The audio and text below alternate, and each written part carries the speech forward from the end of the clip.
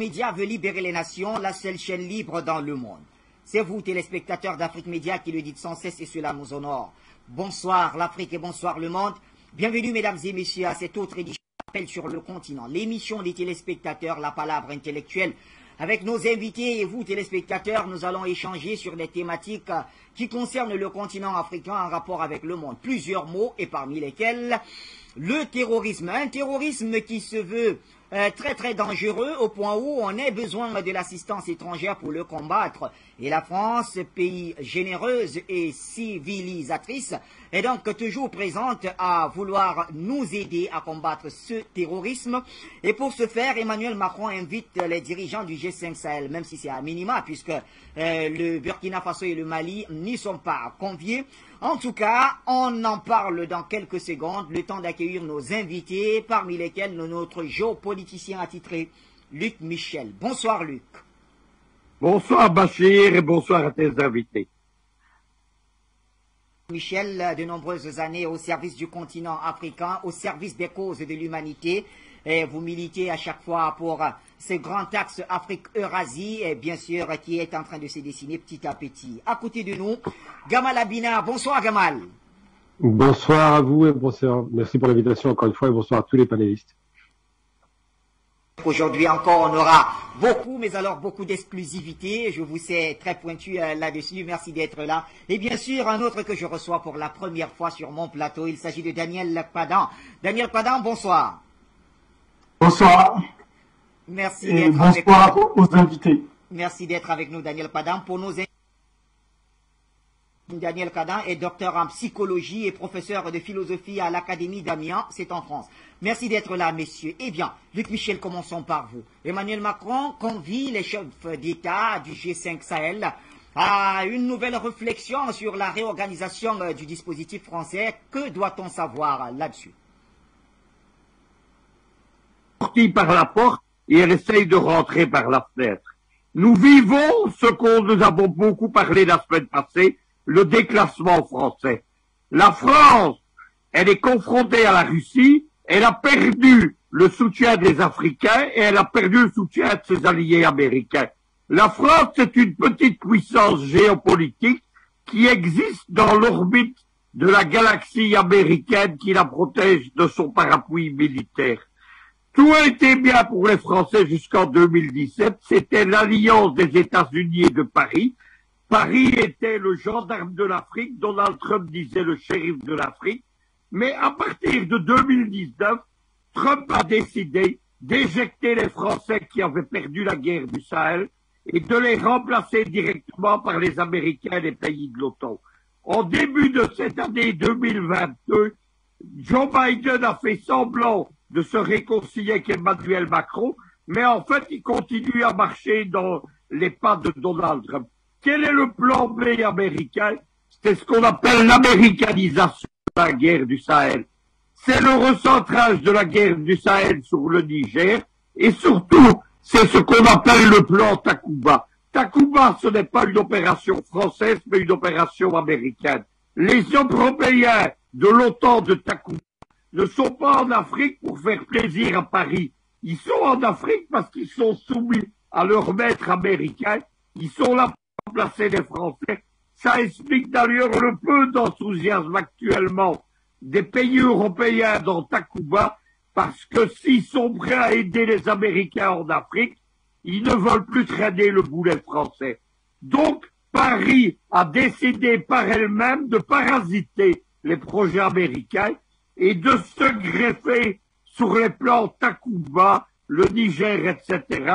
Paris a donc lancé une offensive diplomatique vis-à-vis notamment du Tchad, du Niger et du Burkina Faso, et vis-à-vis des autres pays de l'OTAN. Cela est mené en dépit des projets américains, et bien entendu, les Américains ne sont pas enchantés de ce parasitage. Comme voulaient les Américains, c'est éjecter les Français du précaré français, s'emparer avec les partenaires britanniques, c'est l'impérialisme anglo-saxon qui combat économiquement. L'Europe, c'est la guerre économique USA. L'Union européenne et la guerre financière du dollar contre l'euro. Ce qu'ils voulaient, c'est remplacer la France dans les marchés africains. C'était le but secondaire du Brexit. Il y a eu un sommet Grande-Bretagne-Afrique en janvier 2019 avec un invité d'honneur Bouhari. Ils ont empêché la France, le Maroc et la Côte d'Ivoire de s'emparer de la CEDEAO en 2019. Et le but des Américains, c'était de redéployer les Français dans le corps de l'Afrique et en particulier en mer Rouge pour appuyer ce qu'on appelle la seconde OTAN, l'OTAN du avec les Émiratis et les Israéliens. Les Français, évidemment, participent à ce redéploiement, mais ils ne sont pas d'accord de quitter le Sahel parce qu'il est essentiel pour Paris de garder la mainmise économique sur les pays du Sahel, en particulier sur l'uranium du Niger et du Mali. Voilà donc ce qu'on décide. C'est Paris qui essaye, comme je le disais, sorti par la porte par les Russes, mais aussi par les... Paris essaye de rentrer par la fenêtre. Il se rend compte qu'il a perdu le Mali, d'où le fait que les Maliens ne sont pas invités à ce sommet en France, mais le reste, évidemment, les intéresse toujours. Paris sorti par la porte voudrait rentrer par la fenêtre. Docteur, que vous inspire cette invitation d'Emmanuel Macron? Il invite quand même les pays du G5 Sahel, à l'exception du Mali et du Burkina Faso. Et puis, comprenez-vous cette exclusion du Mali et du Burkina sur une question quand même qui concerne leur avenir aussi? Je crois qu'il faut souligner un point essentiel. Le fait que le Burkina et le Mali soient écartés de cette invitation est déjà un signe de victoire.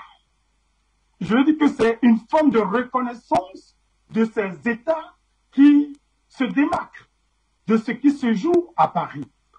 Autrement dit, le G5, ces deux pays écartés ont toujours fait partie et ont toujours participé aux différentes réunions qui se sont déroulées au niveau du G5. Et pourquoi les deux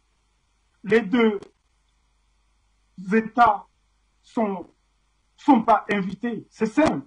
C'est pour marquer déjà la grandeur et, je vais dire, sont affichés du Mali et du Burkina. C'est déjà salutaire. C'est déjà un signe de victoire et de reconnaissance de ces deux États. Mais il faut situer ce qui se passe actuellement entre la France et le Mali et le Burkina dans les années 1800. C'est un peu le mouvement impérialiste qui est dans sa continuité. Aujourd'hui, nous voyons des pays qui se démarquent, des pays qui dressent la tête et qui disent non à ce mouvement impérialiste qui est venu apporter la civilisation, une nouvelle religion, une nouvelle manière de se comporter. On pourra dire que la victoire est là, elle est précise. Et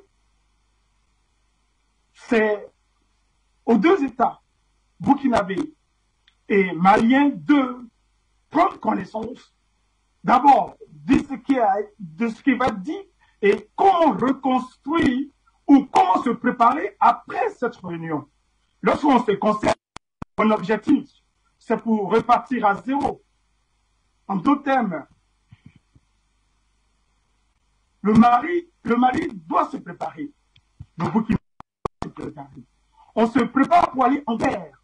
On se prépare pour on se prépare pour se réorganiser. Et il faut voir derrière cette rencontre à Paris une autre forme de révision d'attaque ou de stratégie. Parce que le combat continue. Pour moi, c'est un signe de défaite déjà au niveau de la France. C'est un signe de victoire au niveau du Mali. Et surtout, garder la tête haute et être toujours prêt à toute action en provenance de Paris. France, victoire du Mali, et il faut être toute action venant, bien sûr, toute action qui pourrait arriver, hein, que ce soit du côté du Mali ou du Burkina Faso, c'est ce que je retiens de Dr Padam. Et Gamal Abina, la parole est à vous. Comment vous analysez l'invitation qui arrive quand même au moment où les relations sont mais alors très tendues entre Paris et Bamako? Simplement, le recul de la France est évidemment consommé puisqu'ils font une conférence avec un minimum de participants, exclus évidemment les deux pays qu'ils considèrent comme étant des juntes militaires, à savoir Bamako effectivement, et puis le Burkina Faso, qu'on considère aussi comme étant maintenant une sorte de zone grise pour la France, pour la politique française.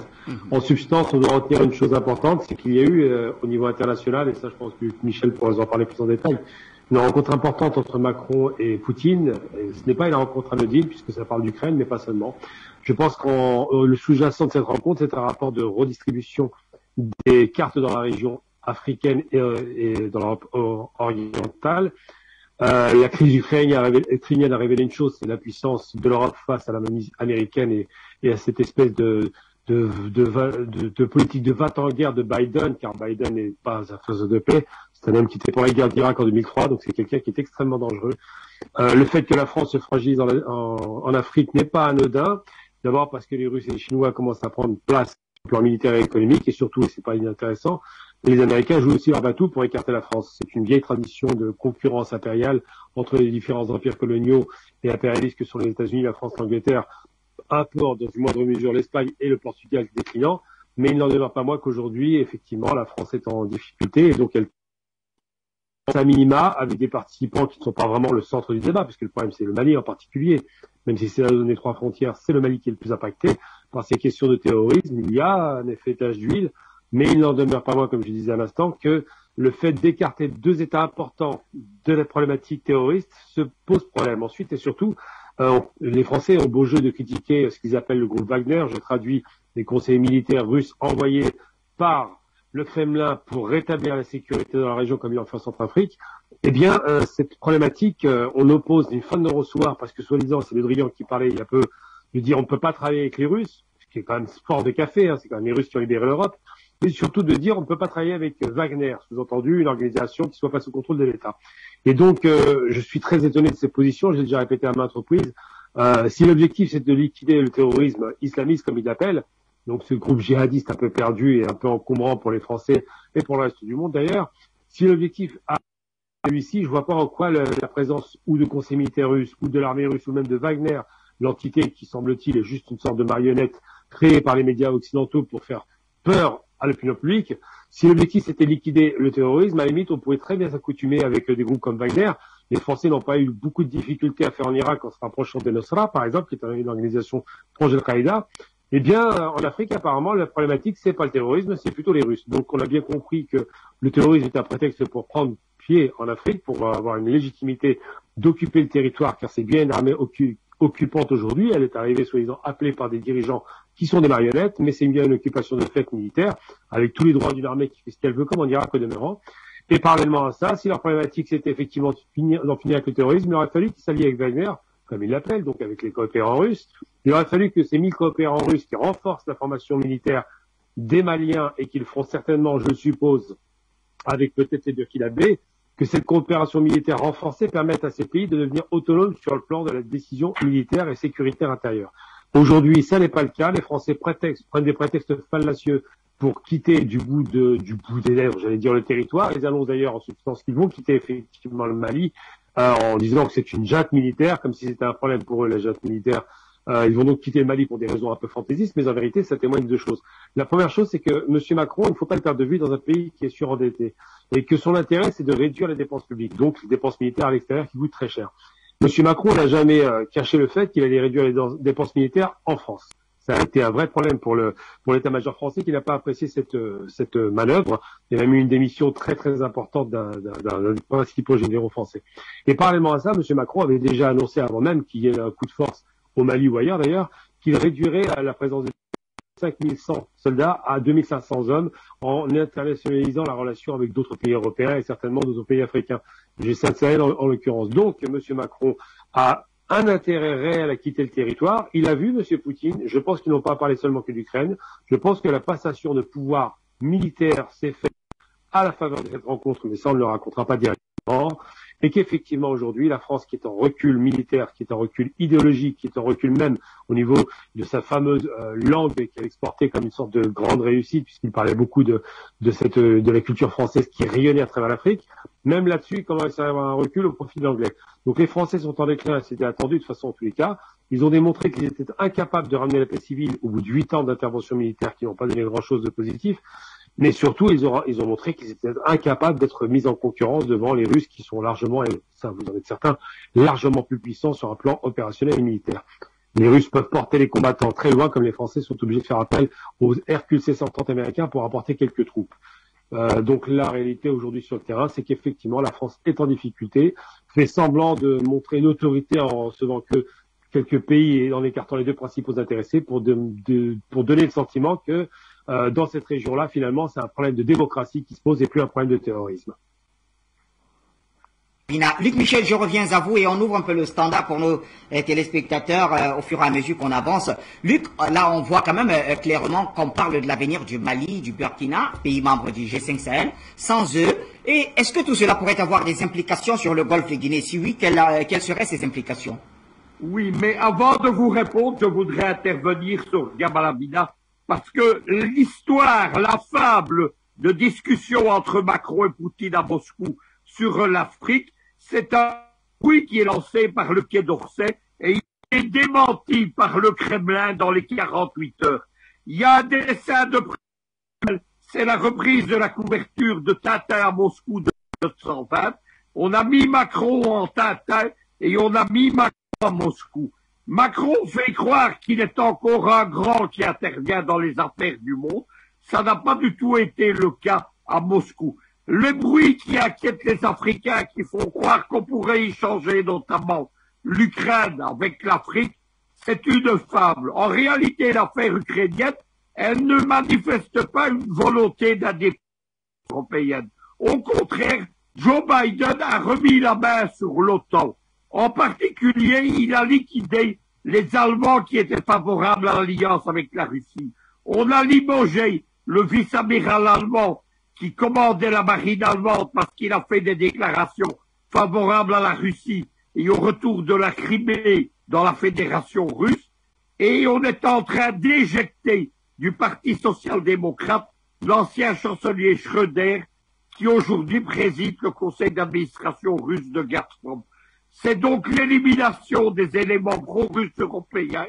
La même chose se passe dans les autres pays, en Belgique en particulier. L'OTAN est en train de redevenir une alliance étroitement corsetée par les Américains. Maintenant, venons-en au golfe de Guinée. Paris a annoncé qu'il allait discuter de l'extension de Barkhane au golfe de Guinée. Là-bas, évidemment, il va de nouveau rencontrer les Russes. Il va s'opposer à des États africains qui sont hostiles à Paris. Ce sont le Congo-Brazzaville et surtout la Guinée équatoriale. Tout d'abord, Sassou Nguesso et Obiang-Nguema Massogo, ils sont victimes depuis plus de 20 ans de tentatives répétées de Paris, de révolution de couleur, de déstabilisation. Ce sont les affaires des soi-disant bien dits mal acquis venus des États-Unis mais considérablement développé par Paris et les domestiques de Paris, Maître William Bourdon, l'adjoint de Georges Soros en France et les ONG comme Transparency International et compagnie. Donc, Malabo et Brazzaville n'ont aucune sympathie pour la France, d'autant plus qu'ils sont dans un grand froid diplomatique. Le problème de la confiscation par Paris, de la tentative de confiscation de l'ambassade de Guinée équatoriale avenue Foch à Paris est toujours en stand-by, il n'est pas réglé et donc n'a aucune intention de s'allier avec Paris. Mais ajoutons quelque chose, les Français ne vont pas seulement être confrontés à des régimes africains qui sont hostiles, ils vont surtout rencontrer directement les Russes. Dans les deux mêmes pays, en 2015, Malabo a conclu des accords avec la marine russe qui ouvre tous les ports de Guinée équatoriale à celle-ci. Parallèlement à cela, en 2020, Moscou a conclu avec Brazzaville des accords similaires entre la marine de guerre russe qui ouvre tous les ports du Congo, dont le port en haute mer de Pointe-Noire à la marine de guerre russe. Ça a changé toute la donne géopolitique dans le golfe de Guinée, puisque les marines françaises, britanniques et américaines sont maintenant contrebalancées par les marines du bloc de l'Est. Ajoutons qu'il y a un pendant maritime à ces affaires, c'est le projet d'installation en Guinée équatoriale par la Chine d'une base maritime permanente, la troisième après Djibouti et le Sri Lanka, et c'est l'établissement d'accords entre la marine de guerre iranienne à Madagascar qui ouvre tous les ports de Madagascar à la marine de guerre iranienne à l'entrée de l'océan Atlantique. Donc les conséquences sont directes. Il faut souligner qu'une fois de plus, les projets de Paris viennent parasiter les projets américains dans le golfe de Guinée, en mer Rouge et dans l'océan Indien, et ça ne va pas plaire beaucoup à l'administration de Joe Biden. Rappelons qu'il y a quelques semaines, la France a été écartée de ce qu'on appelle l'OTAN du Pacifique. Il y a en effet trois OTAN actuellement. Il y a l'OTAN initiale en Europe de l'Ouest. Il y a l'OTAN du Proche-Orient, dont je vous parlais, avec les Émiratis et les Israéliens. Et il y a enfin l'OTAN dite du Pacifique, le Quad, avec le Japon et l'Australie. La France, qui a un vaste domaine maritime de près de 10 000 km² et qui a une grande puissance dans l'océan Pacifique, a essayé de se greffer sur cette OTAN du Pacifique. Les Américains n'en ont pas voulu. Ils ont écarté, grâce au prétexte du marché, de la vente des sous-marins français à l'Australie, qui a été remplacée par des sous-marins américains pour 45 milliards d'euros. Les Français ont été écartés de cette alliance militaire, l'OTAN du Pacifique. Les Américains veulent bien encore des Français comme des petits domestiques en Afrique, mais ils ne veulent plus d'une France qui joue à la grande puissance et qui parasite les relations d'opposition entre le bloc américain et le bloc de l'Est. De rendre les inquiétudes du côté du golfe de Guinée. Avant d'aller prendre cet appel, je vais aller rapidement vers Dr Padam. Dr Padam, il vous souvient, comme nous autres, que quand même Paris a eu beaucoup, mais alors beaucoup de mal à se décider s'il faille partir du Sahel ou non. On se souvient quand même qu'en juin dernier, Emmanuel Macron avait annoncé, je crois que c'était le 11 juin, avait annoncé le départ des soldats français. Un mois plus tard, jour pour jour, le 11 juillet, il annonçait que finalement, il ne partait pas. Et aujourd'hui, même au niveau de l'Assemblée nationale, il y a quand même des débats dans ce sens. Et là, on vient d'entendre Jean-Yves Le Drian, le ministre des Affaires étrangères, dire « Nous ne partirons pas ». Finalement, qu'est-ce qu'on doit comprendre par là? Pourquoi tant d'hésitation? Vous savez, lorsqu'on hésite dans une action, en psychologie, on peut dire qu'il y a un problème de peur. La peur, elle est déjà vue dans l'hésitation. Et la peur ne se manifeste pas. Elle est peur lorsqu'elle se démontre par son insuffisance et par sa capacité d'appréhender les choses. Mais ne perdons pas de vue que ce combat qui se joue actuellement au Mali s'inscrit dans une histoire. Et ce combat a une histoire. Et l'histoire remonte depuis le mouvement impérialiste dans les années 1800. Vous voyez. Et la continuité, c'est-à-dire l'action de la France, c'est d'abord de construire son industrie, construire sa population, construire sa politique à partir de la colonisation. Autrement dit, l'action posée est enracinée. On ne peut pas, du coup, déraciner une action qui a été menée depuis plusieurs années, depuis plusieurs décennies. Et donc, on parle d'hésitation, on parle de déséquilibre, entre guillemets, économique et même politique. C'est de ça qu'il est question. Et la position actuelle française est une position limitée, est une position de frayeur. Que faire? lorsqu'on appelle les trois pays, en dehors des deux autres pays, tout simplement, on cherche des solutions. Lorsqu'on a peur, on cherche une solution. Lorsqu'on hésite, on cherche une solution.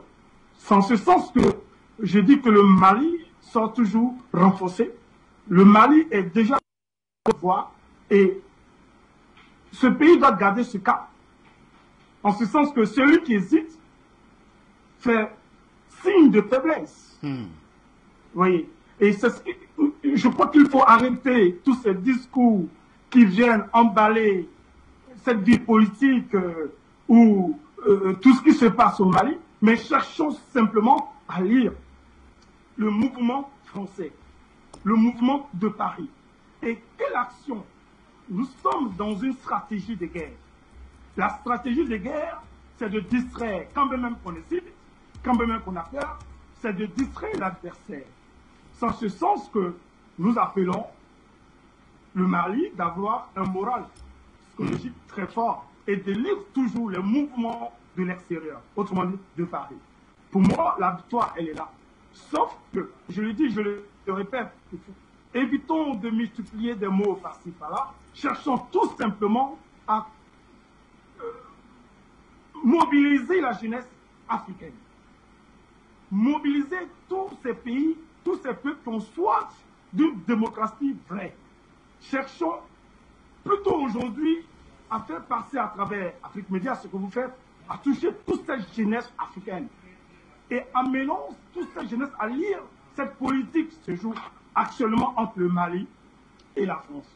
C'est en ce sens-là que nous pouvons tous ensemble libérer les différents pays qui ne sont pas encore souverains. Pour moi, cette hésitation n'est rien d'autre que l'hésitation d'une faiblesse, de handicap qui dit pas son nom. Hésitation, et donc le psychologue nous explique très bien qu'ici, il ne s'agit même pas d'hésitation, mais même déséquilibre tout simplement. Merci en tout cas, docteur Kwadam. Et nous donnons la parole pour compléter le tour de table à Gamal Abina. Gamal Abina, alors je vais vous citer Jean-Yves Le Drian, et c'était donc sur une chaîne de télévision française où il s'exprimait. Voici ce qu'il dit. Les conditions ne sont plus réunies pour qu'on puisse être en mesure d'agir au Mali. On continuera à combattre le terrorisme à côté, avec les autres pays du Sahel qui sont tout à fait demandeurs. Que veut dire la France par cette déclaration de Jean-Yves Le Drian? En substance, ça signifie une chose simple. Nous quittons le navire, mais nous faisons croire que ce navire nous intéresse toujours. Lorsque vous avez le feu dans une maison, et c'est bien au Mali, dont on parlait d'incendie littéralement islamiste, puisque Tombouctou, quand François Hollande s'était vanté d'avoir repris la ville, c'était le plus beau jour de sa vie. À l'époque, évidemment, ça a duré 8 ans après, mais bon, à l'époque, on ne s'en rendait pas compte. Lorsqu'il se vantait de cela, la question du terrorisme, c'était bien dans la région sahélienne, malienne. Et quand Monsieur Le Drian, qui n'est pas le dernier des imbéciles, s'autorise à une sortie aussi hasardeuse, c'est une façon un peu ridicule de dire nous allons combattre un incendie en orientant le jet d'eau, littéralement, pour éteindre l'incendie sur la maison de droite et pas celle de gauche, celle qui est impactée. Donc, on ne peut pas combattre le terrorisme, le terrorisme de l'extérieur. C'est une gageure, c'est assez ridicule. On l'a vu en Irak avec l'histoire de l'État islamique, l'ISIS, qui a été bombardé dans son cœur, en Irak au départ, avant qu'il fasse tache d'huile. Eh bien, c'est pareil. Au Mali, lorsqu'il dit ça, c'est une façon de dire on n'abandonne pas, mais en vérité, on abandonne. Alors, pour ne pas perdre la face, parce qu'il y a beaucoup de rapports qui sont liés surtout à des problèmes d'ego, des problèmes de prestige national, des problèmes de crédibilité en termes de puissance militaire déclinante. La France n'est depuis 1945 plus du tout une puissance militaire. Cette puissance militaire a été balayée par les nazis, puis ensuite par les Anglais, puis ils ont détruit la flotte française. Les Français ne sont plus en mesure de déplacer du matériel en grande quantité, encore moins en mesure opérationnelle et de pouvoir avoir une grande mobilité sur les théâtres d'opération qui ne leur sont pas tellement familiers, mais surtout, ils ne sont pas en mesure de garantir la qualité d'un bon renseignement sur le terrain. Donc, comme les Français sont, en plus, et c'est surtout le plus important, l'ancienne puissance coloniale, comment peut-on imaginer que l'ancienne puissance coloniale, c'est comme si les Américains revenaient au Vietnam pour faire la loi, comment peut-on imaginer que cette puissance-là puisse jouer le gendarme de la région? Ça n'est pas sérieux. En revanche, on a très bien compris les intérêts des Français dans la région. Ils veulent garantir leurs approvisionnements d'abord évidents aujourd'hui au Niger. C'est pour ça que Mohamed Bazoum est très proche des autorités françaises.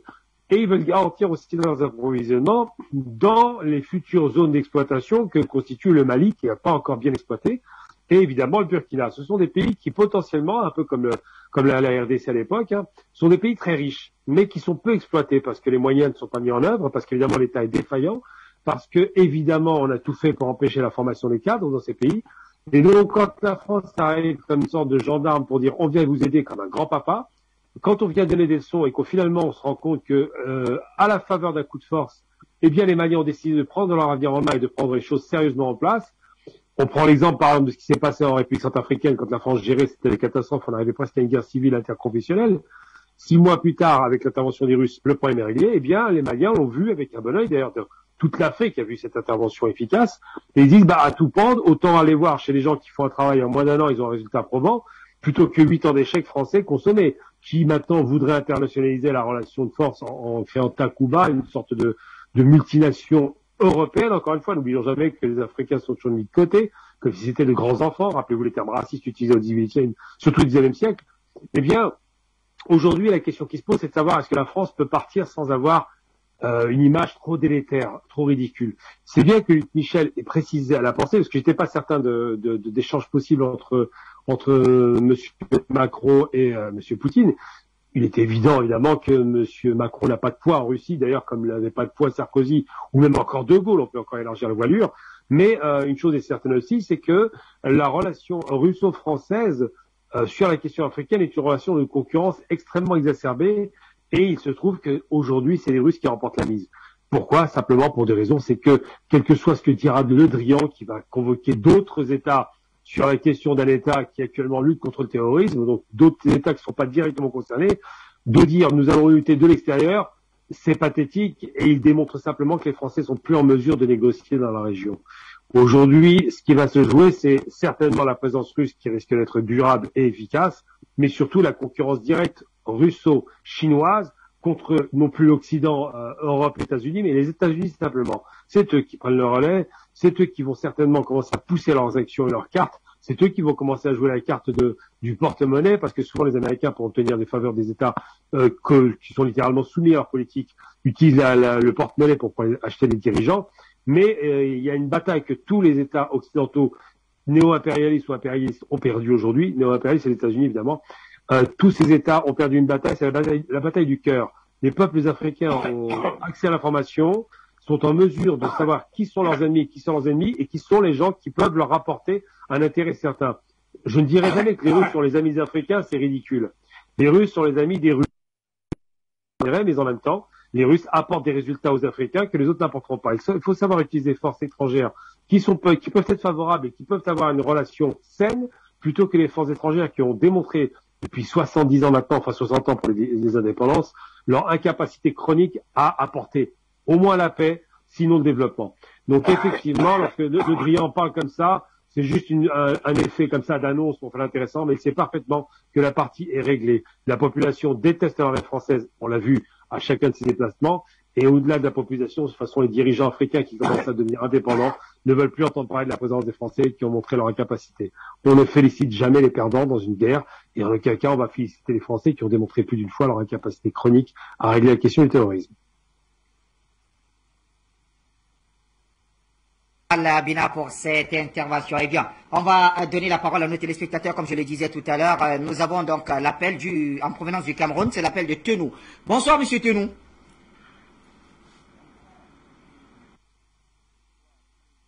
D'Afrique et à tous qui appellent soutenir le débat. Monsieur Ladan, la France va partir ou va rester au Mali. Tout dépend de grands frères russes. C'est pour ça que j'aime toujours parler d'abord de la Russie.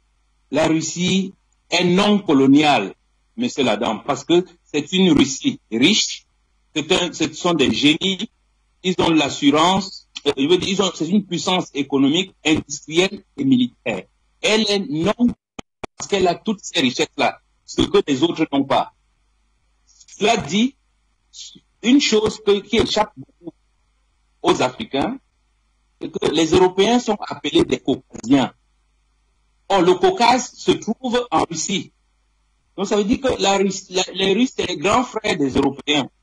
Et ces Russes ont déjà protégé les Européens contre le nazisme. Ils ont déjà protégé les Européens contre le capitalisme américain. Donc, ceux qui pensent que la Russie peut totalement humilier les Français, ce n'est pas dans l'intention des Russes. Les Russes, c'est les grands frères des Européens. Donc, il faut garder ça en mémoire. Bon, cela m'amène maintenant à énumérer 3 événements qui sont en perspective. La première, c'est la visite de Macron en Russie. Vous voyez que le président Macron est parti en Russie sans consulter tous les autres présidents européens. Donc, ça veut dire qu'il est allé dire aux grands frères, vous n'allez pas quand même me laisser humilier comme ça au Mali. Donc, dans les jours qui vont suivre, nous saurons ce que le grand frère russe lui a dit. C'est le verdict que nous attendons. Le deuxième événement, l'Europe et l'Afrique. Il y a l'Union Europe-Afrique qui va se passer quelque part à Bruxelles. C'est là-bas où les Européens vont décider s'ils acceptent de suivre la France dans sa bêtise, ou bien ils vont lui dire, c'est bon, pendant 70 ans, tu en as profité abusivement. Maintenant, sois sage, va négocier avec les Africains et sors-toi de ce bourbier. Sinon, ils vont l'accompagner dans cette connerie-là. Le troisième événement, c'est ce qui se passe en Ukraine. Luc Michel disait que ce n'est pas lié et tout, mais nous sommes des Camerounais, nous sommes des Africains. Nous voyons ce qui se passe, ce qui s'est passé dans nos pays. La France avait profité de la guerre en Algérie, de la guerre au Vietnam, pour tuer plus d'1 million de Camerounais dans le silence absolu. Je vous dis, il y a plein de pays qui ne savent pas ce qui s'est passé au Cameroun pendant la guerre d'indépendance. Parce que la France avait profité du fait que tout le monde était retourné vers d'autres événements. Donc, si la guerre en Ukraine a lieu, je dis aux Africains francophones de se préparer parce que la France va se cacher derrière cette guerre pour commettre des massacres sur notre continent. Voilà les 3 points que je souhaitais souligner et que, en fait, je donne le grand mot à vos spécialistes pour nous éclaircir sur ces 3 aspects. Merci beaucoup, monsieur Ladan, et bonsoir à vous. Très cher, pour l'appel. Delphin nous appelle depuis Giteka au Burundi. Bonsoir, Delphin.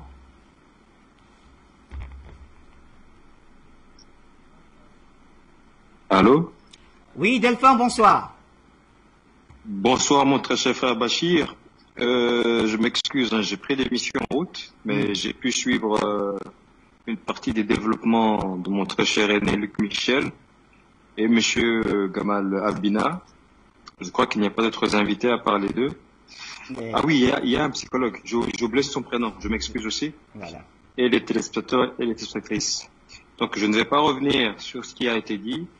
Pour ma part, je me réjouis tout simplement de la honte qui frappe encore ce nain géopolitique qu'est la France, même si, évidemment, il faut garder la tête froide.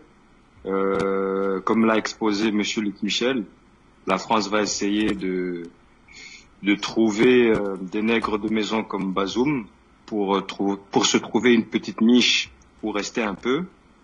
Mais j'aimerais répondre au frère qui a appelé juste avant moi. C'est vrai que les Caucasiens sont en quelque sorte russes et qu'on peut dire que oui, l'État russe est une sorte de grand frère des Européens de l'Ouest.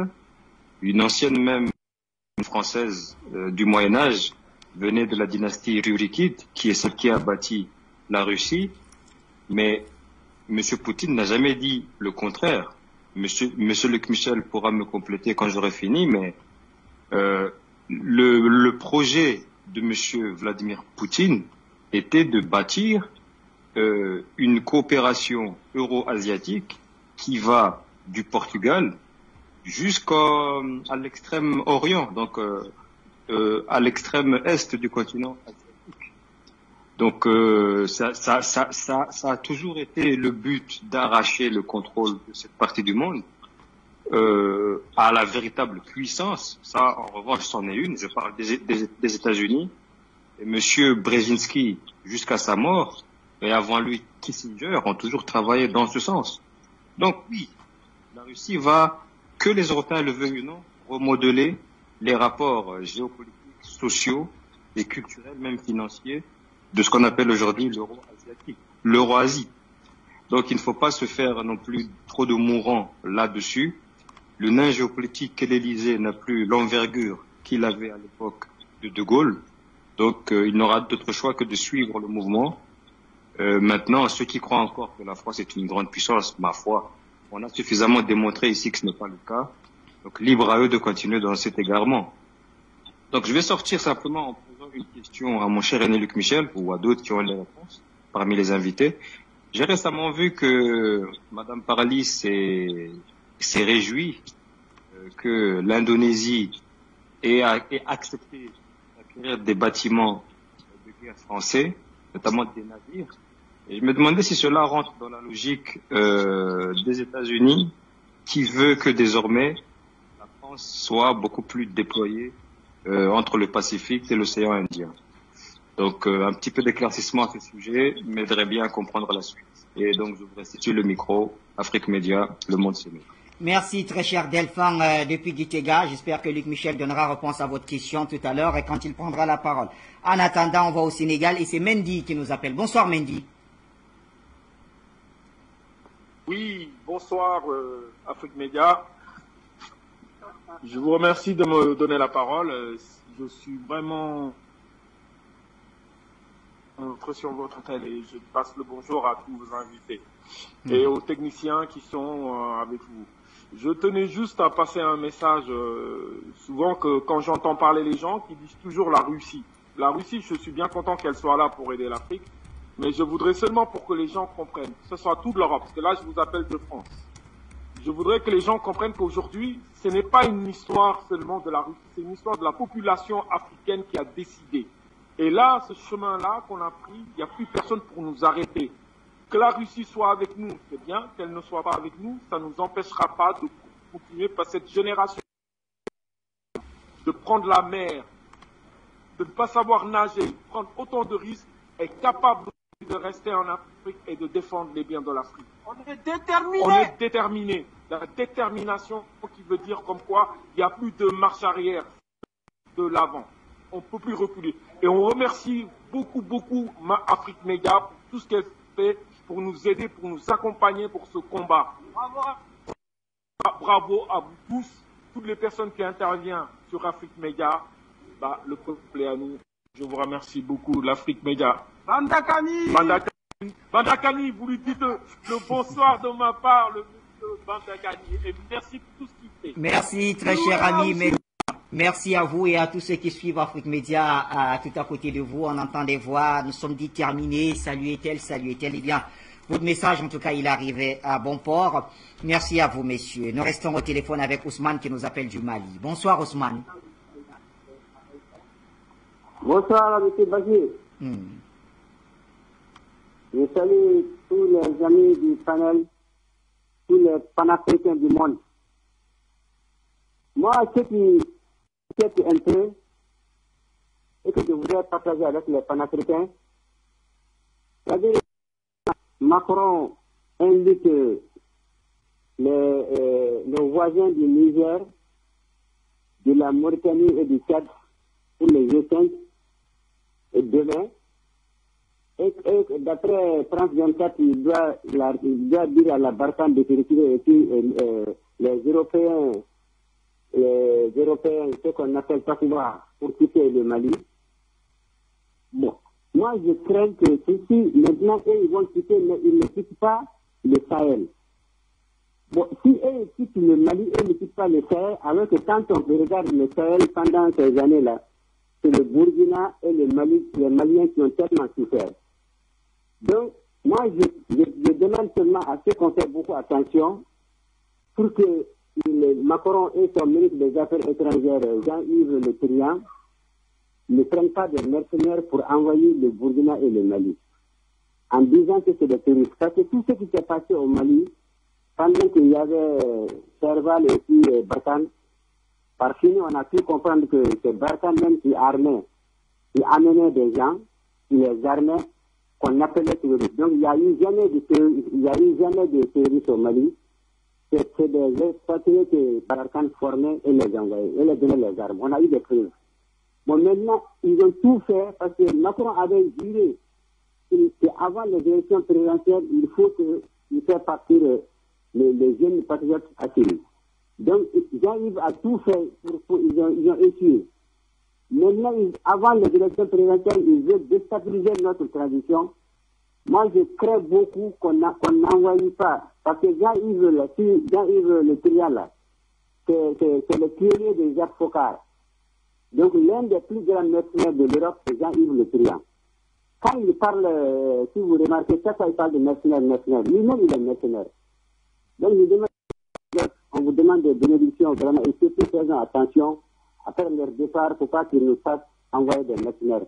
Parce que depuis la Biafra, si on se rappelle, c'est la France. Quand Boko Haram de Nigeria, c'est la France.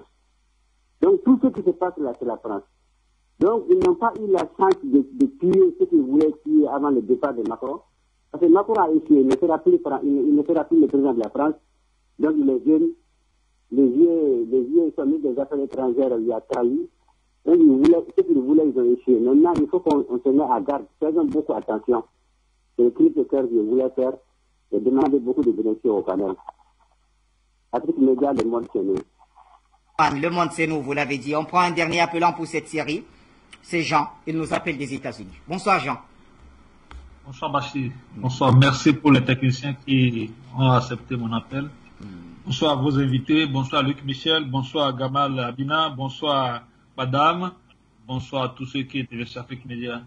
Et Bachir, nous devons persister et résister. Et nous appelons ceux qui sont au front d'avoir de s'armer du courage sans regarder derrière. Et ce que la France fait en appelant encore, au lieu de 5 pays, 3 pays, c'est ça, diviser pour mieux régner. Que le Tchad comprenne, que la Mauritanie comprenne, que le Niger comprenne. Tous ceux qui sont là et qui vont participer à cette négociation qui donnera raison à Yves Le Drian encore pour dire que oui, le gouvernement a négocié notre présence, qu'il sache qu'il ne négocie pas pour le peuple africain. Ça nous énerve. Mais nous allons prendre notre colère en calme. Nous intervenons et notre demande au Djibé, c'est que les plans de la France et de ses alliés, les Américains, les plans qu'ils font pour détruire encore l'Afrique, soient dévoilés, et que ça échoue, et que la main divine repose sur le continent africain. Donc pour cela, ceux qui sont devant la lutte, cette fois-ci, qu'ils le que quels que soient les accords qu'ils vont signer avec ce soi-disant les 3 pays qu'ils appellent pour leur présence encore en Afrique, ils se trompent. Nous les disons, ils n'ont qu'à rejouer ce que nous faisons aujourd'hui. Ils se trompent énormément. Énormément. La France n'a pas raison de continuer ces embêtements. Idiotie. Parce que ça énerve. Qu'est-ce que fait la présidence de la France en Afrique? Bachir, dis-moi, la France, parmi tant de pays européens, pourquoi la France doit être présente en Afrique? Et ils voient ça comme normal, en disant que les djihadistes vont venir de l'Afrique pour la France. Mais c'est bête. Ils n'ont qu'à cesser avant qu'il ne soit trop tard. Ils n'ont pas l'argent pour faire la guerre en Ukraine. Ils n'ont qu'à se replier. Les choses changent. Il n'y a plus de rétroviseur. Il n'y a plus de rétroviseur. Bachir, nous prenons notre mal à cœur et nous continuons la lutte. Que Dieu vous bénisse. Cher Jean, pour l'appel et les bénédictions depuis les États-Unis. Luc Michel, Delphin, dans son argumentaire tout à l'heure, vous a interpellé certainement pour comprendre un certain nombre de choses, mais peut-être trouvera-t-il réponse dans la question que je m'en vais poser.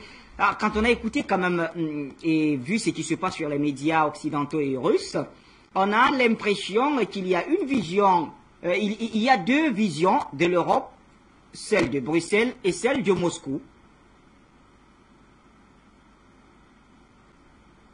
Luc me reçoit? L'autre téléspectateur. Il n'y a pas uniquement en Afrique que la France sort par la porte et essaye de rentrer par la fenêtre. La France a été éjectée par les Américains du Quad, donc l'OTAN du Pacifique, avec l'Australie et le Japon, et la France essaye de rentrer militairement par la fenêtre en faisant des accords militaires, notamment avec l'Indonésie et avec l'Inde, pour se repositionner militairement et être utile à cette OTAN. C'est cela qu'il faut constater, évidemment. Tout cela déplaît souverainement au State Department américain. Maintenant, il faut comprendre qu'il y a deux Europes. Il y a tout d'abord la petite Europe de Bruxelles, celle qu'on appelle l'Europe atlantique. C'est en fait la principale colonie des Américains. C'est ce qui sert aux Américains à contrôler l'Europe occidentale depuis le 6 juin 1944. Cette Europe-là, elle est dirigée par une classe politique de traîtres qui correspond à la classe politique des traîtres africains. C'est la cinquième colonne. De Gaulle, lui, il parlait du parti américain en Europe. Il y a une autre vision de l'Europe. C'est celle qu'on appelle le néo-eurasisme. C'est la grande Europe de Vladivostok sur le Pacifique, à Lisbonne sur l'océan Atlantique. C'est la vision de Poutine et de Lavrov. Elle n'a pas été inventée à Moscou, mais à Bruxelles en 1980 par le grand géopoliticien belge Jean Thiriard, qui a été mon mentor. Jean Thiriard est appelé par la presse belge le Belge préféré de Poutine. Au début des années 80, nous avons animé ensemble une école géopolitique qu'on appelait euro-soviétique et nous avons défini ce néo-eurasisme qui ensuite, il y a une quinzaine d'années, a été adopté comme idéologie officielle de l'État russe par Poutine et Lavrov. Le but de néo-eurasisme, c'est d'arracher l'Europe occidentale des mains américaines et d'unifier l'Europe occidentale avec la Russie, capitale Moscou, bien entendu, dans un projet géopolitique.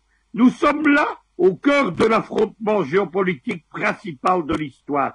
Ce sont les Américains qui l'ont défini. Ils opposent des puissances maritimes, dont la Grande-Bretagne et les États-Unis, à une puissance continentale qu'on appelle le Heartland, le cœur du monde. Le cœur du monde, il est situé à Moscou. Soit les États-Unis contrôlent l'Europe occidentale et l'Asie centrale, et dans ce cas, c'est Moscou qui perd la guerre, soit Moscou s'empare de l'Europe occidentale, et dans ce cas, ce sont les États-Unis qui redeviennent une petite puissance régionale. C'est pour ça que, lorsque j'entends des gens dire que Moscou n'a pas d'importance dans le combat géopolitique, c'est une erreur fondamentale. Moscou a un rôle central, et depuis 60 ans, depuis le début des années 1980, c'est Moscou qui porte la liberté du monde. S'il n'y avait pas Moscou, les États-Unis s'empareraient de la totalité du monde. Si aujourd'hui, des pays comme la Centrafrique, le Mali, le Mozambique ou le Soudan se détachent de l'orbite occidentale, c'est parce qu'il y a la confrontation du bloc de l'Est, Moscou avec ses alliés chinois et iraniens, contre le bloc américain en Afrique. Il faut donc pas négliger, sans Moscou, rien n'est possible.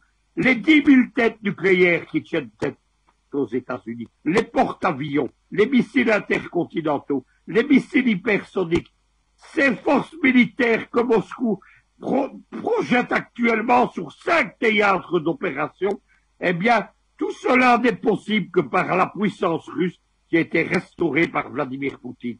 C'est cela qu'il faut constater. Mais donc, évidemment, c'est la raison pour laquelle il n'y aura pas d'accord entre Moscou et Bruxelles sur l'Afrique. On n'échangera pas l'Ukraine contre le Mali parce que c'est le but fondamental de la géopolitique russe, c'est liquider la domination sur l'Europe occidentale, c'est en finir avec les régimes pro-américains d'Europe de l'Ouest, à Bruxelles, à Paris, à Londres ou à Berlin. Il faut dire un dernier mot, en Europe, il y a une classe politique occidentale, il y a une classe politique, ce sont des généraux, ce sont des amiraux, ce sont des industriels, ce sont des diplomates, ce sont des hauts fonctionnaires. Ils regardent avec sympathie le néo-eurasisme, parce qu'ils savent que le destin géopolitique de l'Europe occidentale, il est lié à celui de Moscou. Cette classe-là, évidemment, elle ne veut pas de la guerre atlantique, elle ne veut pas de la domination américaine sur le continent, elle veut pas des projets de guerre sur l'Ukraine. Je vous ai expliqué qu'il y a des gens importants, par exemple le vice-amiral allemand qui commandait la marine et les forces armées allemandes, le vice-amiral Hakim, il a été limogé il y a quelques jours, c'était un pro-russe, et le chancelier Schröder, donc l'ancien chancelier social-démocrate, c'est aujourd'hui un ami de Poutine, et il dirige le conseil d'administration russo-allemand de Gazprom. Il y a un grand projet économique qui s'appelle South Stream 2. C'est un oléoduc pour amener le gaz russe en Europe occidentale, et les Américains se servent du prétexte de l'Ukraine, c'est une de ses conséquences secondaires, pour essayer de torpiller ce projet. Il y a quelques jours, Joe Biden, au grand effroi des Allemands, et c'est pour ça que Biden va finir par perdre l'Allemagne, il a déclaré qu'il allait détruire South Stream 2 s'il y avait une guerre en Ukraine. Cela revient à dire que les États-Unis vont bombarder la propriété de l'Allemagne sur le territoire allemand.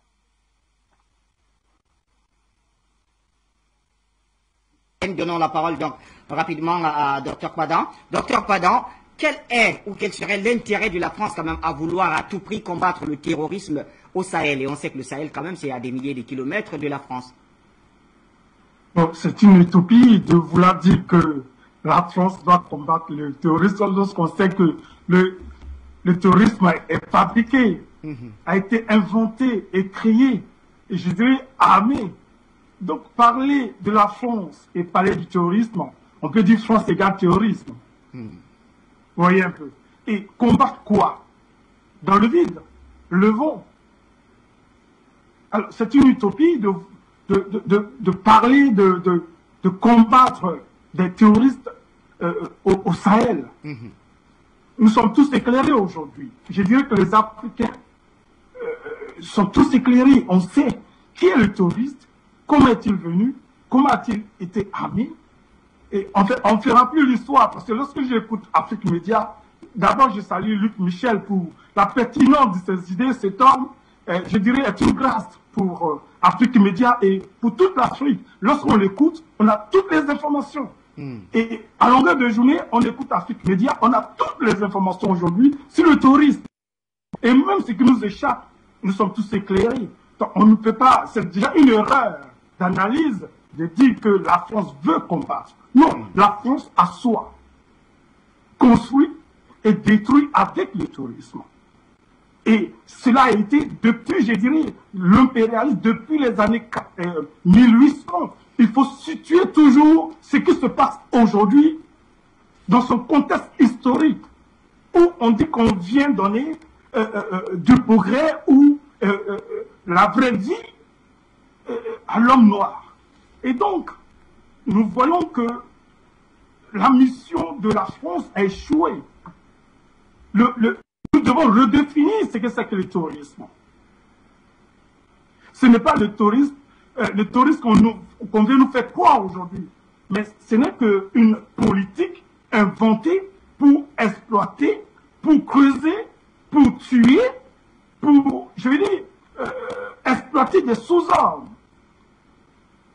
Oui. Et donc c'est une erreur, retirer cette erreur de la France qui veut combattre. Autrement dit, c'est à la France de revoir sa politique, de se redéfinir ou redéfinir sa mission en Afrique. Nous avons été aussi longtemps bernés. Nous avons cru que la France était là pour combattre, pour tuer, mais on découvre que plus la population africaine souffre. Ce contraste doit être analysé et est déjà analysé par le Mali. Et lorsque nous voyons le Mali aujourd'hui qui dresse la tête et qui dit non pour une première fois, on peut dire que c'est une action salutaire. Autrement dit, c'est la fin du terrorisme. La France n'a plus rien à combattre. Mais peut-être qu'avec les trois pays inventés, elle cherche un peu une stratégie pour revenir et détruire. C'est en ce sens que nous devons rester toujours en éveil et créer toujours cet éveil de conscience en Afrique. Je m'inscris toujours dans cette mouvance de cette révolution africaine pour la toute première fois qui s'affirme, qui veut écrire son histoire, une nouvelle histoire, une histoire de libération, de conscientisation. Là, ce n'est pas d'une prise de conscience. La prise de conscience part d'un fait qui a été mémorisé et rejeté. Donc cette prise de conscience, c'est ce que nous voyons en Afrique. Lorsqu'il n'y a pas de prise de conscience, il ne peut pas avoir un éveil de conscience pour pouvoir changer la donne. Mais à partir du moment où il y a une prise de conscience, de fait, lorsque je sais, à partir du moment où je sais, je prends mes dispositions et je redéfinis ma nouvelle politique légale, mais tout ce qu'il faut pour pouvoir me défaire de celui qui m'a très longtemps maltraité, bafoué. C'est en ce sens que nous comprenons que le terrorisme a été déjà vaincu, ou même est vaincu, et que l'Afrique s'inscrit dans une nouvelle ère de dynamisme, une nouvelle ère de changement. C'est en ce sens que nous ne devons pas lâcher. Très bien. Merci, Le docteur Mali Fadal. est un modèle. Très bien. Oui. Merci. Allez, on va donner la dernière parole à Gamal Abina. Avec lui, on va refermer cette édition. Gamal Abina, justement, je reprends quand même cette déclaration de Jean-Yves Le Drian, je l'ai cité tout à l'heure, quand il dit on continuera à combattre le terrorisme à côté avec les autres pays du Sahel et qui sont tout à fait demandeurs et fin de citation. Alors, ma question serait de savoir, est-ce qu'il n'y aurait pas un peu de contradiction là-dessus, puisque on sait que si tout baigne avec le Niger, ce ne serait peut-être pas le cas avec la Mauritanie qui a refusé d'appliquer les sanctions contre le Mali en laissant ses frontières ouvertes. Et de l'autre côté, le Tchad qui est passé directement dans le respect des autorités maliennes à renégocier la présence de ses troupes sous la bannière des Nations Unies. Donc, le Tchad et la Mauritanie ne seraient quand même pas, n'étant pas d'accord avec cette politique des sanctions, est-ce qu'on pourrait dire qu'effectivement la France pourrait affirmer sans risque de se tromper que ces pays sont demandeurs? Alors, oui, il y a deux choses qu'il faut soulever. La première, c'est que cette conférence, cette rencontre, qui est une façon de sauver la face de la France, hein, pas des pays de la CEDEAO, puisque la CEDEAO, clairement, vient de se planter en faisant cet embargo contre le Mali, puisque conséquence directe, ça a été un coup d'État, évidemment, au Burkina, et la peur maintenant des Français, c'est qu'il y ait d'autres modèles de ce type-là, de jeunes caporaux généraux qui prennent le pouvoir pour affirmer une sorte de singularité, une sorte de révolution à nouveau, cette fois-ci pour dépasser le néocolonialisme, pour s'affirmer avec des choix de partenaires sérieux. Donc la France dit cela. J'allais dire à la limite à M. Le Drian, s'il veut pas se couvrir de ridicule, que la prochaine fois qu'il fait une sortie, il devrait dire nous allons combattre le terrorisme, je parle de Le Drian des Français, à partir de la Chine par exemple, ou à partir du Nicaragua, qu'il aille encore plus loin encore dans le ridicule. On ne combat pas une action terroriste avec des groupes qui sont très mobiles dans le désert, à partir de pays qui sont à l'extérieur. Parce que il faut soit une attaque sur le territoire en question avec des opérations terrestres qui ne sont plus possibles puisque le Mali n'en veut plus, ou alors des attaques par l'aérien. Ça ne donne jamais rien de profitable en règle générale. Il y a souvent d'ailleurs de graves crimes qui sont commis à la suite de bombardements un petit peu hasardeux, mais on ne réussit pas un groupe armé à partir du ciel. On l'a vu en Irak, en Syrie, bref. Tout ça pour dire que simplement, lorsqu'il dit cela pour essayer encore une fois de sauver la face, mais en vérité, il est avec des partenaires, vous l'avez souligné, comme le Mali, comme la Mauritanie. La Mauritanie qui est très proche de l'Algérie, au demeurant, il faut le rappeler, et qui ne s'inscrit pas du tout dans la logique d'un embargo sur un pays qui, là encore une fois, rappelons-le, est pauvre. Alors beaucoup de gens ont été d'ailleurs, j'ai vu des commentaires très agacés par le fait que jusque le Mali est un pays pauvre. C'est pas un pays pauvre en ressources ou en potentialité, c'est un pays pauvre en industrie. Il faut faire une distinction entre la richesse industrielle, qui frappe toute l'Afrique malheureusement.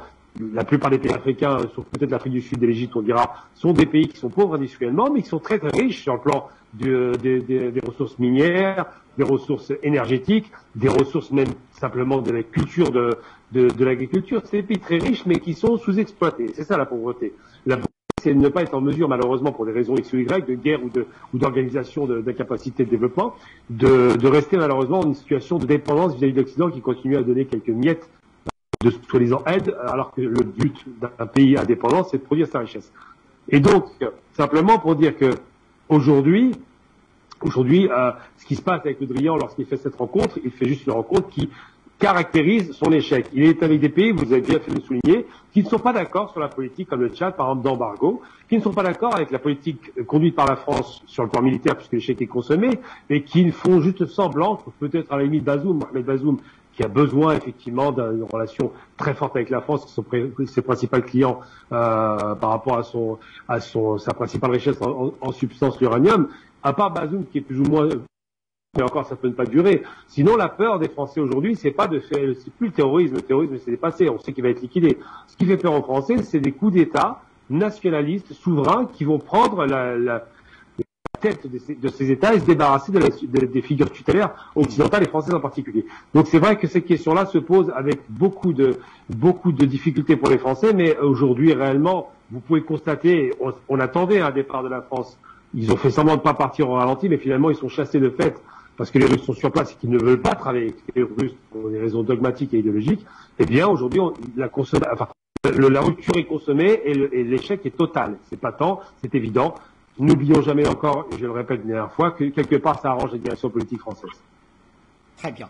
Merci infiniment à Gamal Abina, un grand merci également à notre cher Daniel Padan et bien sûr à Luc Michel. Messieurs, en ce qui me concerne, je serai sur la même place demain pour le même exercice, appel sur le continent. J'espère vous retrouver. Et bien sûr à tous nos téléspectateurs qui restent fidèles au programme d'Afrique Média à la télévision panafricaine. Bonne suite des programmes.